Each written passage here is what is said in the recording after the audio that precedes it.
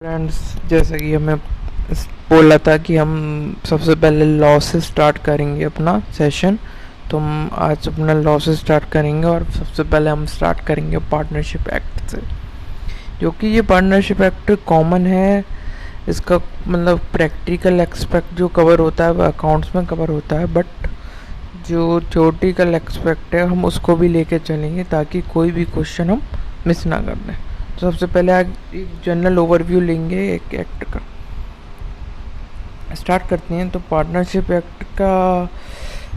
Partnership act जैसे कि आप देख सकते हैं स्क्रीन पे, पार्टनरशिप एक्ट का मतलब पार्टनरशिप एक्ट है डिफाइन होता है ईयर में 1932 में, the Indian partnership act 1932 as the act was commenced from the date 1/10/1932। ऐसा कि जैसे कि एक्ट स्टार्ट हुआ था बना, मतलब एक्ट जो एप्लीकेबल हुआ था, कमेंस हुआ था, वो हुआ था 1 अक्टूबर 1932 से। ठीक है, तो इसलिए इसका जो एंड में जो ईयर लिखा हुआ है ये 1932, ये इसको ईयर कहा जाएगा। ठीक है, तो दिस एक्सटेंड टू एप्लीकेबल। सबसे पहले बात करते हैं एप्लीकेबिलिटी की बात। तो एप्लीकेबल मतलब ये एक्ट कहाँ कहाँ अप्लाई होता है और कैसे कैसे अप्लाई होता है। This act extend to the whole of India, ये पूरे भारतवर्ष में अप्लाई होता है, पूरे भारत में अप्लाई होता है, except the state of Jammu and Kashmir. ठीक है, इसमें लिखा हुआ है except the state of Jammu and Kashmir. ठीक है, जो पहले जो था कि इसका जो प्रावधान था वो ये था कि जम्मू कश्मीर में एप्लीकेबल नहीं था ये एक्ट, बट अब जब से 370 आर्टिकल से जो एक स्पेशल राइट मिला हुआ था जम्मू एंड कश्मीर को, वो हट गया है। तब से ये है कि ये एक्ट भी एप्लीकेबल है। ठीक है, दूसरी चीज़ एक्ट की डेट बता रखी है दूसरे में कि कौन सी डेट से स्टार्ट हुआ था। तीसरी चीज़ ये है कि सिर्फ इसके जो जब जो एप्लीकेबल हुआ था तो इसके सारे के सारे सेक्शन एक बार में एप्लीकेबल हो गए थे, सिवाय एक सेक्शन थी जो सेक्शन 69 है। सेक्शन 69 जो था, जैसे कि यहाँ पर लिखा हुआ, जो एप्लीकेबल हुआ था एक साल बाद एप्लीकेबल हुआ था जी। ठीक है ना, तो चलिए हम आगे चलते हैं। आगे क्या क्या चैप्टर्स की बात करें तो इसके अंदर टोटल 8 चैप्टर्स हैं। ठीक है, हर एक एक्ट कुछ ना कुछ चैप्टर, कुछ शेड्यूल्स, कुछ सेक्शंस में डिवाइड होता है। तो इसके अंदर जो टोटल चैप्टर्स हैं वो 8 चैप्टर्स हैं।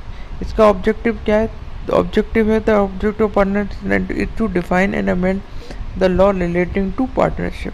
ठीक है, ये जो लॉ है वो किसके अकॉर्डिंग बनाएगा? पार्टनरशिप के अकॉर्डिंग लॉ बना रखा है इसमें, और पार्टनरशिप के अकॉर्डिंग ही ये लॉ को चेंज करेगा ये एक्ट। ठीक है, ठीक है, तो लास्ट इसमें एक और चीज़ है, जैसे कि आपको पता है कि पार्टनरशिप एक्ट जो आया, जो एप्लीकेबल हुआ, कमेंस हुआ, वो 1932 से हुआ।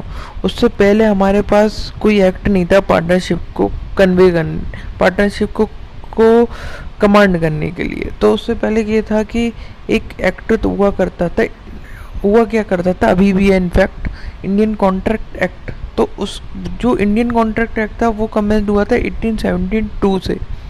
तो दैट्स वाई हम पहले जब ये एक्ट नहीं था तो जितने भी लॉ और प्रोविज़न थे पार्टनरशिप से रिलेटेड, चाहे वो कोई भी कॉन्ट्रैक्ट हो या कुछ भी हो, वो हम किसके अंदर कवर्ड करते थे? इंडियन कॉन्ट्रैक्ट एक्ट के अंदर। तो लास्ट सेंटेंस में ये लिखा है, but will take in it, मतलब कि ये लिखा हुआ है पूरा, मैं इसमें हिंदी में मीनिंग बता देता हूँ कि यदि कोई भी चीज़ अगर पार्टनरशिप एक्ट में डिफाइन नहीं है, ठीक है, तो वो कहाँ से अपना वो लेगी संदर्भ, वो कहीं ना कहीं कनेक्टिविटी कहाँ से लेगी? इंडियन कॉन्ट्रैक्ट एक्ट से। और इंडियन कॉन्ट्रैक्ट एक्ट कहीं ना कहीं पार्टनरशिप एक्ट को बाइंड करेगा अगर पार्टनरशिप एक्ट में वो चीज़ नहीं है तो। ठीक है, आज के लिए इतना ही। हमने आप क्या क्या पढ़ा वो एक बार वो कर लेते हैं। ये एक्ट पूरे देश में लागू होता है। ठीक है, इस एक्ट में कितने चैप्टर्स हैं? 8 चैप्टर्स हैं।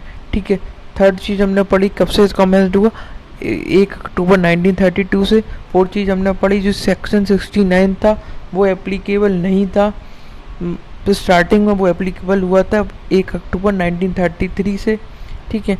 नेक्स्ट हमने पढ़ा कि इसके अंदर जो अगर पार्टनरशिप एक्ट में कोई भी चीज़ डिफाइन ना होगी तो वो कौन डिफाइन करेगा, इंडियन कॉन्ट्रैक्ट एक्ट।